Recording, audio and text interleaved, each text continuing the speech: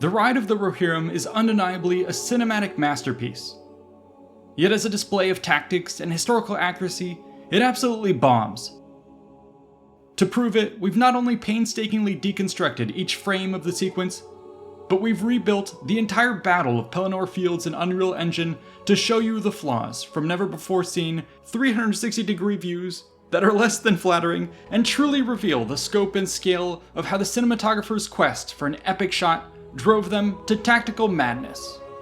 And if that wasn't enough in terms of bringing the receipts, we went a step further by simulating our own revised Army of Rohan to show how monumentally flawed the Ride of the Rohirrim is as portrayed in Peter Jackson's Return of the King. Unfortunately, when viewed from this lens, it turns out that Theoden's speech promising a ride for ruin was quite literal, and without the conveniences of movie magic, Middle-earth would have been utterly doomed by his forces' incompetence. By the time we're done with this video, you'll agree that each and every one of these self-proclaimed horsemasters deserve to be trampled by the Mumakil.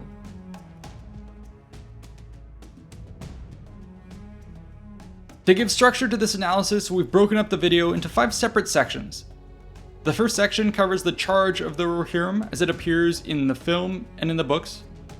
The next section covers why it was doomed to fail by picking apart the different sequences from the film.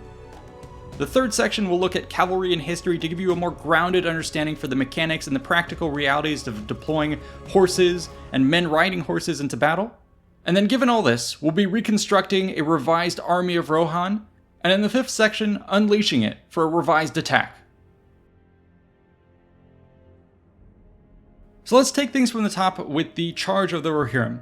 As I stated before, I have a true love and appreciation for the cinematography behind this sequence. It's glorious. Rohan arrives, cresting the hill, the sun rising behind them, burning off the clouds. The symbology is great. The music, the rising sword, excellent. What happens tactically, though, is a little bit different. Things start to fall apart. First, orders are issued. Theoden comes out and he gives orders to his underlings, telling them to go down the left flank, follow the king down the center, and go right. Sensible enough. After that, he gives a rousing speech. Okay, that checks out. And then after that, we're off to the races with the monumental charge. Great cinematography once more showing the scope and scale of this wave crashing into the orcs. And then it does so and sweeps through them like a knife through butter. And that essentially concludes the charge of the Rohirrim. Obviously, they're going to be stopped by the Mumakil, but this in and of itself is going to be the sequence that we're interested in. Now, how does this differ when we look at the books?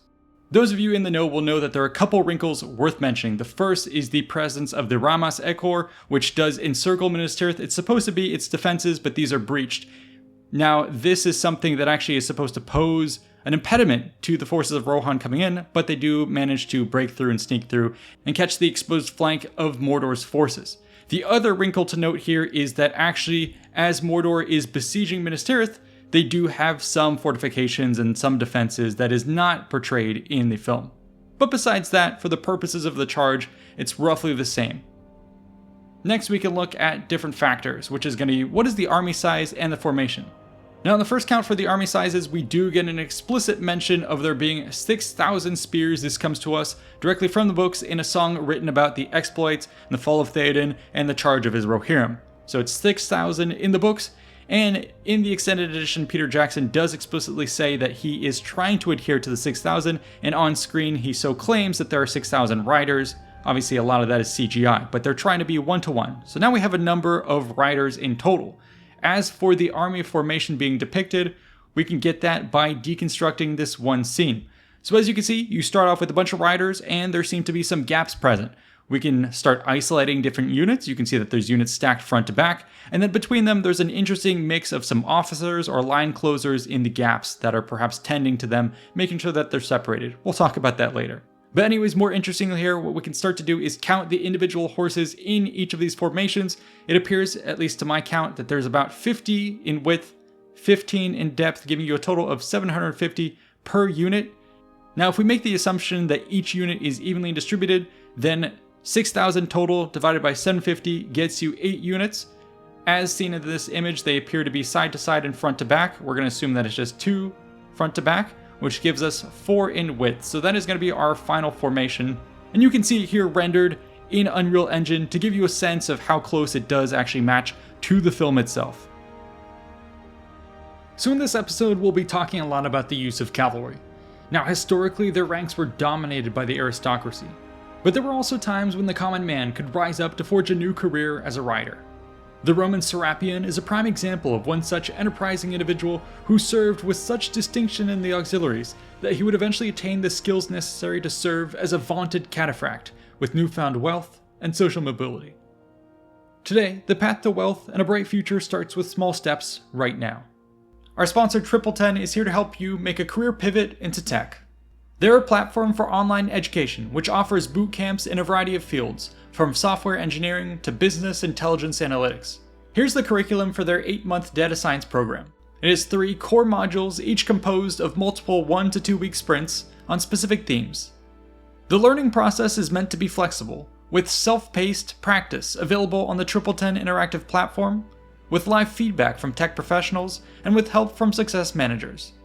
The program culminates in an employment preparation module where you'll take on a real-world project, build your portfolio, practice interviews, and optimize your job search. Graduating comes with a job guarantee in 6 months or your money back.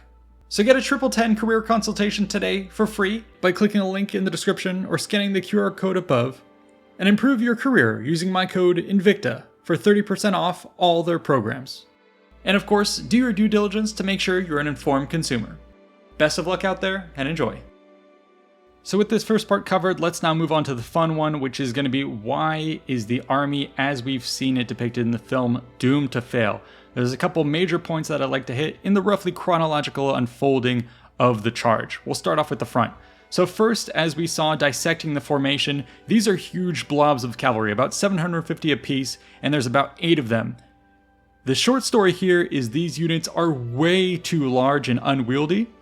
And just a bit of context on what's going on here. So typically when commanders go to deploy their forces, they're trading off 2 variables for unit sizes. One of them is going to be what is the frontage of my force, and the other one is going to be my depth. So if I have 100 men, I can put them 10 by 10, I can do 5 by 20, I can do all sorts of different things.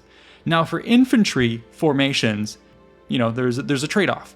On the one hand, having high depth for infantry, say over 10, 20, 30, 50 sometimes, the greater depth you have, generally speaking, the better morale that unit will have. It makes sense. The deeper the force, the less likely you are to want to run because you're surrounded by your friends. The more distance you are from the actual death and damage dealing on the front lines, you're going to hold, and by you holding, you're going to actually trap the guys in front of you and prevent them from running. So really, depth for infantry is important. Now, why you might want to sacrifice depth is to get width. If you're wider than the opposing force, then you can simply wrap around their flanks, start striking them from the side, and completely cause them to rout from doing that. So infantry are going to have this dynamic where they're trading off frontage and depth, because depth is something, like I said, that is going to be important for morale. Cavalry, on the other hand, yes, have to trade off depth and frontage, but for cavalry, there's a much quicker diminishing returns in terms of depth. Cavalry, because they're horses and because they can't really stand their ground and there's a different psychology than, men in infantry formations, cavalry really don't have that same stand your ground morale boosting benefit for depth. So really historically, and we'll see this later, horse formations are not going to be more than 3, 5, maybe 10, but something like this where it's 15 to 20 is really excessive. And so they're unnecessarily trading frontage for depth and resulting in these huge units that are going to be unwieldy, and it's overall a very inefficient use of manpower. Adding further to this is going to be a loss of unit cohesion. So by having these big unwieldy forces with no gaps, breathing room for the cavalry, you start to get this thing where once this army is underway, they're going to be basically in an every man for themselves situation. And this is even happening on flat ground because horses ride at different speeds. You hit a bump, you hit a rock, different people are going to move at different speeds, and inherently formations are going to start to fall apart. And when they're big and unwieldy, it's going to be chaos, especially when, if you look at this Rohan army, it's got no clear use of officers, formation closers, or banners that are intended, historically, to keep these units consolidated, follow the leader, bring order to the chaos.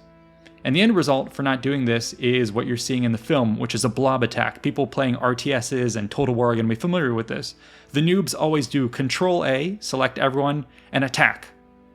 And that's really what you're seeing Rohan doing here. And this is a huge problem because it means that the entire force is being committed. There's no flanking, there's no reserves, there's no room to maneuver. And like we talked about, with this big blob, the depth, anything beyond the first couple ranks, is not going to be useful to you. All these riders, the 50, 60, 100 men behind the first 5 or so ranks, have nothing to do. And we'll see that shortly. So as they charge into the enemy front, they're going to be running into braced spears. That's always a bad call because, well, horse psychology means that they're animals, they don't want to die, and so probably they're going to slow down. They might halt, they might buck their rider off of them if they're trying to tell them to be suicidal, and it's only really the most disciplined, the most, crazen, bloodthirsty warhorse or well-drilled warhorse that can crash into a formed line. So the expectation that they're going to run through these braced spears is pretty crazy. And even if they do that, they better hope that the enemy is going to break, because like we talked about, just the first couple ranks are going to be able to penetrate. Even if they do run down the orcs, they're going to be slowed down, which means that every other cavalry rank behind them is going to be sitting behind them, bumper to bumper traffic, doing nothing, and they're going to be susceptible to archer fire, infiltration from people who can now slice at the stationary cavalry, and you've basically now wasted all the mobility for cavalry.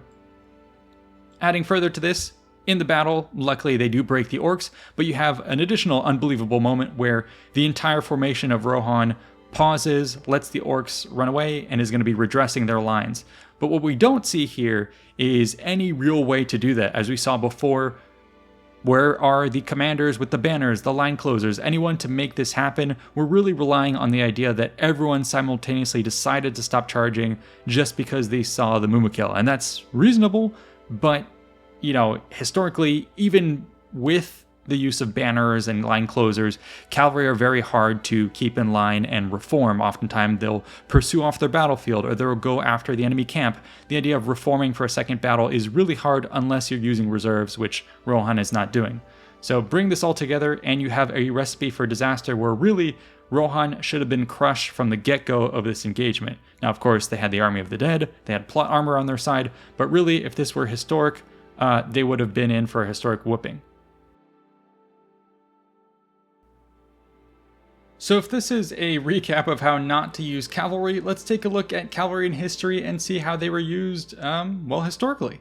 And we'll start off with the basics of army organization. As we've alluded to, the basic idea is you want to keep your units under control. Now for infantry, because people move slowly, they're more plodding, they have this kind of density factor, infantry can kind of at a baseline, if you're untrained, be in groups of 20, 30, 50, 100, sometimes more, with just a single officer or a handful of officers, basically telling them to be in a blob.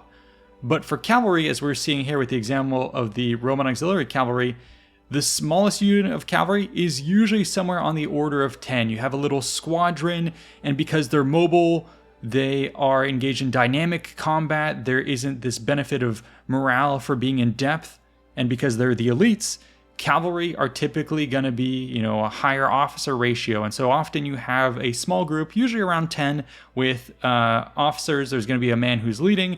Usually they'll be his subordinate, and they may be distributed around the formation, but typically we'll see them at either end of the line. One is leading, the other one is going to be closing the line, and if they decide to switch directions, he can become the leader and he can become the follower. But basically they're keeping their men in line. Now, usually after that, you take a single file, which is, say, 10 men, and then you're going to group them together. In the Roman case, you often see something of about, 3 files is going to be a terma for about 30 men, and you can see here, they're going to be lined up front to back. There's a little bit of benefit of depth for cycle charging and things like that, but usually you'll just see about 3.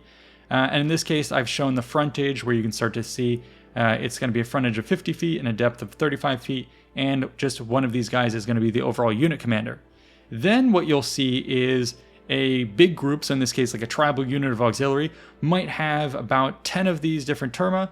So if we're saying this is 36, this will be 360 men, and you're starting to see very, very large frontage and big noticeable gaps which are going to be existing between the units, again, to hit all those points of allowing for enough flexibility for the units to not crash into each other, keep separated so that they can do their own thing and maintain the usefulness of being in an actual formation. So this is one example of Roman auxiliary cavalry. Things are going to be very much, somewhat similar, but a little bit different for other armies, different size files, different size groups and shapes, and we'll get into all that. But into the medieval era, you'll see similar type of arrangements, but in this case, I've just picked out a couple others that are kind of relevant for our discussion when you're trying to find, groups that are engaged with heavy cavalry charges. So on the one on the left, this is going to be something that you'd see with the Polish hussars.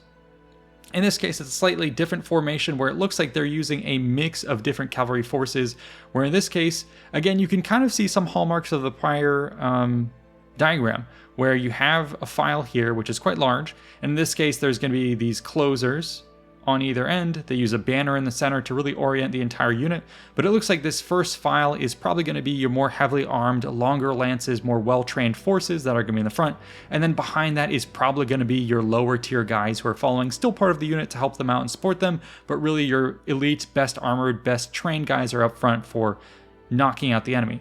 And then around the periphery, you can see again additional units that are here to help corral and support your force as it maneuvers. Another formation I wanted to pull out is the famous Teutonic Order and some of its knights as they might form for a big wedge attack. In this case, you can see again the distribution of commander up front at the point with all the other forces following him, and then a banner group in the center. So again, one of the things that is very noticeable is very small cavalry files that are grouped together in quite small cavalry units. You're always going to see the presence of banners, line closes, and all that to really keep your unit nice, tight, and under control. And then beyond that, once you get a couple of these, you're always going to have gaps so that they don't crash into one another and lose this unit cohesion that you've worked so hard to generate. So that's going to be units, generally speaking. Now, in terms of unit formations, you can take these same files and you might, distribute that in different ways. We see this reported to us from antiquity, in various tactica, which are basically these scripts that talk about military theory, and they describe different formations. So a common one is going to be this rectangular one where you just stick a bunch of files next to one another, front to back. But then you start to get some other formations that are a little bit more interesting. So in this case, a diamond formation or a rhomboid formation that the Thessalians apparently used. This is something that is pretty nice because the benefit of the tip of the spear here is basically each cavalry force, you just follow the leader. This guy can quickly maneuver his force, and it has great piercing capabilities where this single guy, you have the entire force of everyone chasing after him. He pierces the line, and everyone then helps force your way through an enemy formation and a cavalry force. This is very useful versus this is distributing your pressure across a wider front. So often having a pointy formation helps you with penetration. And in this case, the fact that there are two sides of this means that the entire unit could probably reverse if it needed to, or it could pivot and go this way and become a, anyways, this one has multi-sided penetration potential. But if you're really looking to just go in one direction, the companion cavalry wedge formation that we see pretty commonly here with actually upwards of 200 is really good at big penetrating blows that are going to be dealt at the heart of the enemy, which is what you see Alexander the Great do a lot, especially give these guys long lances, put them in this huge formation, and this is going to punch through a lot of things, in particular enemy cavalry. And then beyond that, you can see a lot of other distribution of how forces might be created. But once more, we see the general trend being, put your elites in the front, put your officers here at the vertices of your formation to keep everyone nice, tight, and controlled. And then you have to evolve your formations. You can't always be in one of these different formations because the conditions will change. So in this case, I'm just showing that when you're on the move, there's going to be a preference for being in column formation. So I've shown that in a variety of different ways. These are going to be Romans. This is going to be from later periods, all the way into the Napoleonic Wars. You have the same type of phenomena where cavalry here are in these thin lines. Again, there's forces, officers surrounding them, chaperoning them. But then, you can see a noticeable thing that you're going to want to do is when you're traversing the countryside, you want to be just wide enough to fit on a road. So in this case, they're a little bit wider than the road. That may be a problem if you're expecting to run into buildings or fences. So oftentimes, cavalry on the move are going to be like this. They're going to be in long columns. And then you're going to have to evolve that when you get into battle. So in this case, I've just shown how, the different files, each of which has a leader and a closer. You can see them here running forward. This might be them on the march following a road.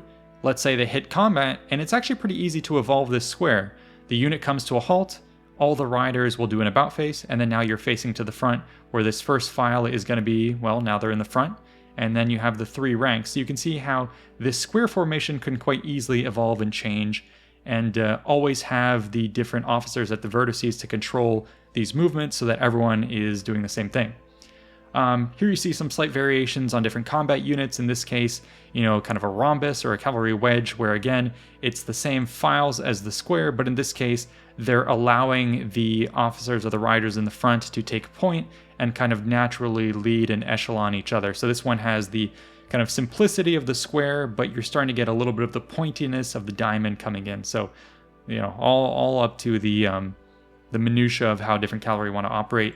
In this case, you can see them even getting closer to one another, using their shields to actually protect and guard the exposed head of the cavalry. This is if they're trying to receive a charge or perhaps do some jousting or throwing javelins. This is an interesting formation here that is, typically you don't have cavalry touching each other, but it's an example of something you could do if you're trying to, hold the line or take fire or whatever.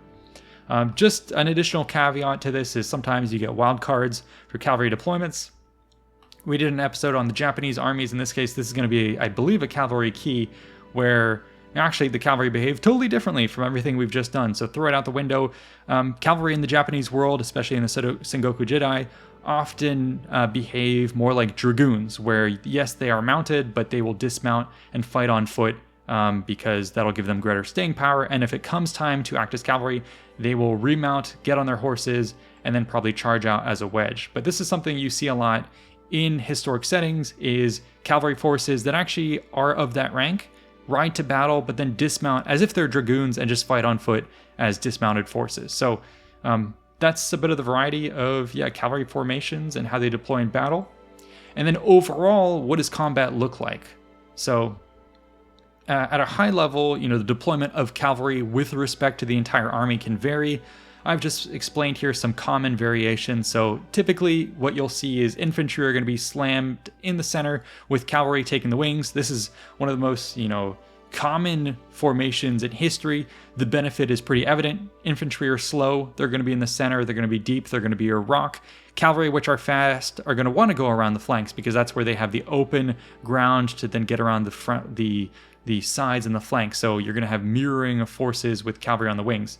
And I just brought up here a scale diagram of, I believe it's Gary Brugman who built this, where each of these is a Roman infantry legion, and you can see them massing their cavalry on the flank. So this is just something that's supposed to show the scale of just how big these cavalry-centric engagements can be when they're all pooled and off to the side and the flank. And this is, again, where trading width and depth is important, because you can see both of these forces are trying to outstretch one another, because whoever can get around the flank can now charge around the back and start hammering, the anvil of the opposing force. So that's something which is the most traditional cavalry on the wings. But you have variants of that. Sometimes cavalry is going to be in the center. Sometimes you have variations where you have stacked infantry and cavalry. In this case, the cavalry may be in front acting as skirmishers, or they may be, heavy cataphracts that are charging out to corral the enemy into adopting a testudo formation, at which point those cavalry pull back and the infantry charge in to attack the testudo or whatever. Or sorry, not testudo, they would be braced and down low or whatever. So anyways, oftentimes you see the Sassanids employing this, where infantry and cavalry are paired and mobilized together. It keeps the enemy guessing, and if they form up to repel cavalry, the cavalry will veer off and allow the infantry to charge. If the foe is prepared for the infantry, well, then the cavalry will finish up its delivery of the charge. In the reverse, you can have, cavalry as reserves or whatever. So all kinds of different ways at a macro level to deploy cavalry.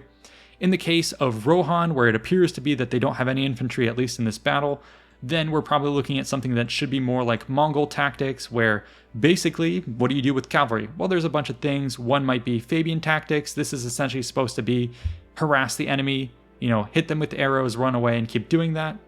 Another one is going to be the Caracol tactics. You see this even in the Age of Pistol, where the idea is basically you charge forward at the enemy, unleash your salvos of arrows or pistol fire or carabines or what have you.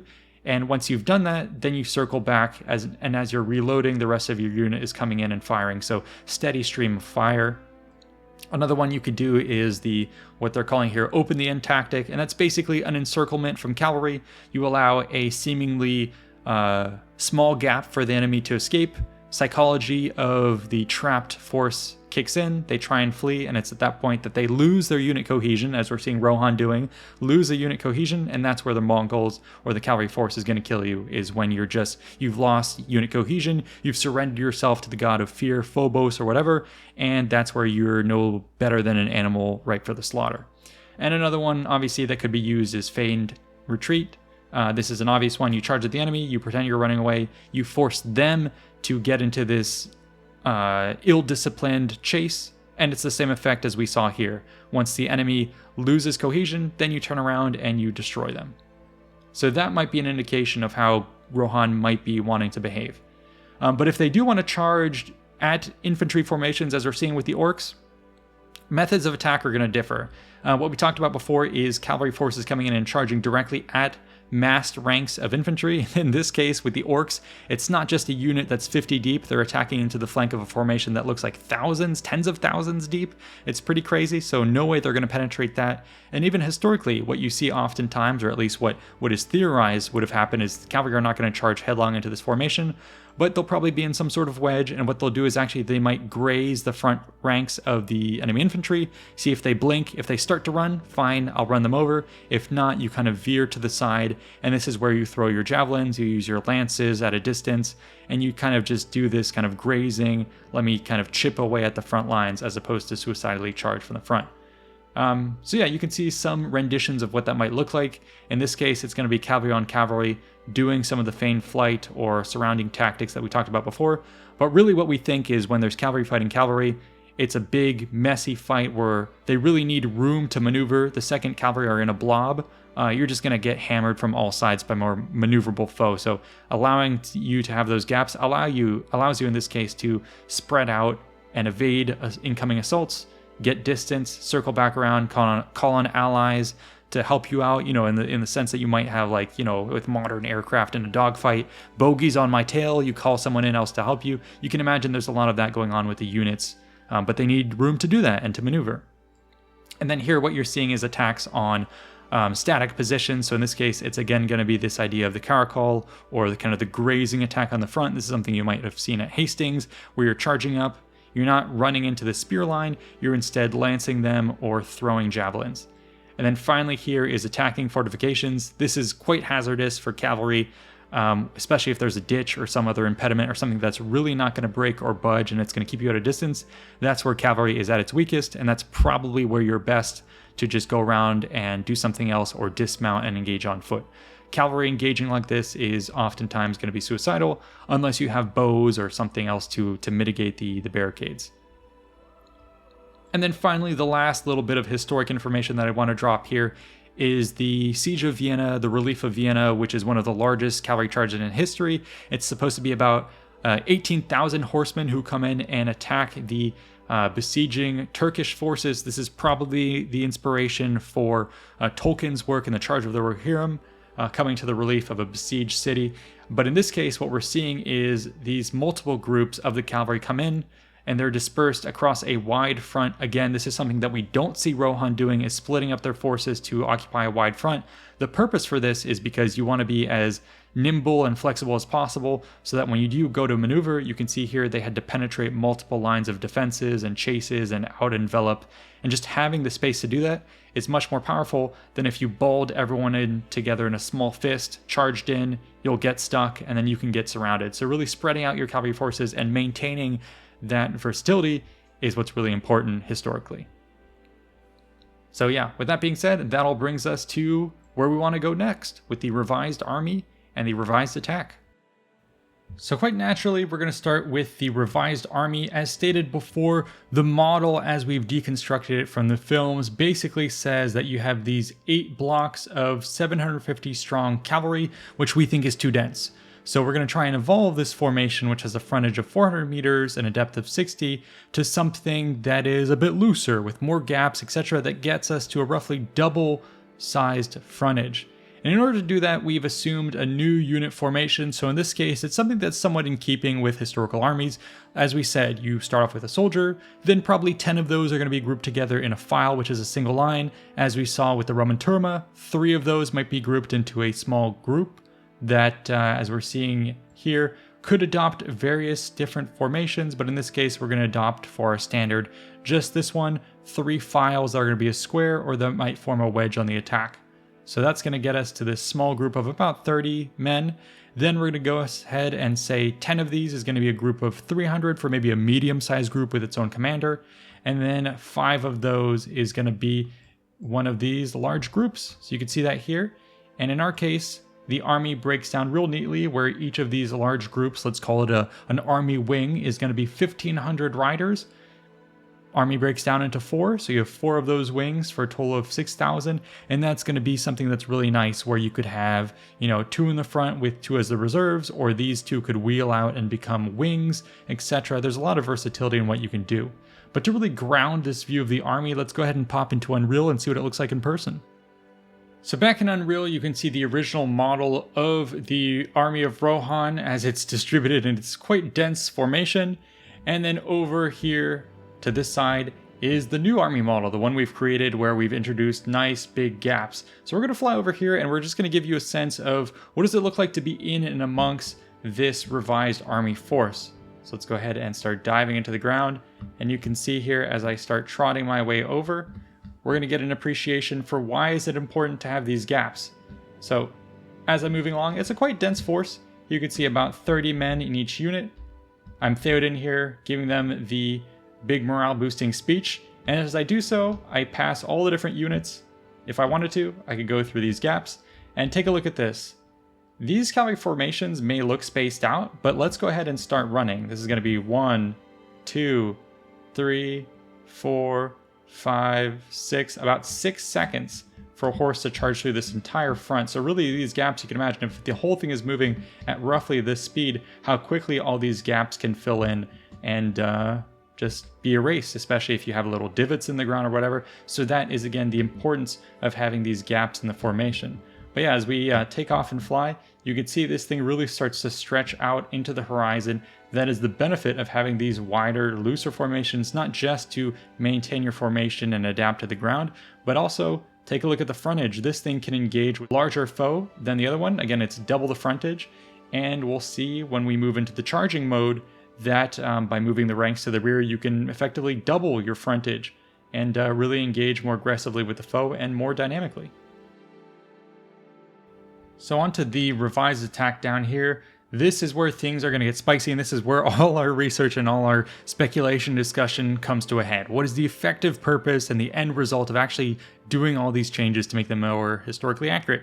And the first thing you'll notice is when you look at overall the cavalry charge as presented in the film, it's got a width of about 400 meters. Again, we said this is a big waste of manpower versus if you take those 4 different wings that we had and you really stretch them out, it gets you an effective frontage of about 2 kilometers instead of 0.4 kilometers. To show you what that looks like on a map, I've actually done this diagram to scale. This is pulled out of Unreal, and it really gives you a sense of both army compositions laid out. This is going to be the movie one, big, huge, dense blob that looks great in film. You'd think it performed well, but compare that to this huge cavalry wing, which is the same number of forces where they can really stretch themselves out. And in this case, imagine being the enemy, being completely encircled by cavalry hitting you on each and every flank. In the case that maybe the Mumakil are coming in, these 2 wings could be kept in reserve. One could be sent out to skirmish, delay the Mumakil, maybe draw them off from the fight. You can really do a lot once you start to get away from this control A and attack blob formation. This is what armies would have done historically, had a much wider front. And this really gets us to the final idea of why it's so important to have these formations, why it's so important to have better frontage than depth, at least for cavalry. And to really drive that point home, let's go ahead and go into Unreal for one last time and experience what the revised cavalry force is looking like. So we'll start here in terms of a comparison of the 2 different armies of equivalent width. So in this case, the big blob is going to be the traditional one as seen in the film. Let's go ahead and land our horse or get close to the ground as possible here. And you'll notice as I get down low, just imagine you're one of these cavalrymen engaged in this fight and you're told to charge forward. This is utter bedlam. You have no idea what's going on here. How are you going to reform? How are you going to move? Where is your officer? Where are your comrades? This is just stressful to be in and amongst this blob as it's charging to the enemy. You can imagine in this position, really all you can do is go in one direction. And just being down in here in the mix really shows why that's the case. Compared to the Reform army wing, and keep in mind this is just one of 4 army wings that has the same comparable width. It can probably do the same damage because the effective number of troops that is in contact is probably the same. The people in the back in the big blob are wasted. This is the revised army group. And just imagine you're one of these cavalrymen. This is much clearer who's in charge. I can tell, okay, here is my officer. I just follow him. Here are my line closer. Here's the unit in front of him. Okay, we're veering left. Here's what's going on. Much, much clearer. And I am a lot less stressed just being involved in this unit. So you can start to see the benefits here. And again, in terms of the width overall, this is just one of our army wings. What we've done in this case is actually show multiple army wings. The one that we said before stretched over 2 kilometers. It's really hard to get a sense of that in diagram form, but now with a sense of scale and movement and all that. This is the original force, keep in mind, with a single one of our revised wings. And then if you look out into the distance, this is wing number 2. Then after that, wing number 3. And in the very, very far distance, wing number 4. That is what 2 kilometers does for you in the battlefield. And you can tell, let's assume that this 4-wing army, same army, is fighting this blob. It can outmaneuver, out-tango it all day, out-surround it. And that is ultimately the strength of what we're talking about here. And you can see I'm flying and I'm still not at the end of this 2 kilometer long force. So that just goes to show you, again, the scale, something that is lost in film, lost in history. And that's really why I want to do these true size videos, these kind of reconstructions at scale. It really helps us enjoy it.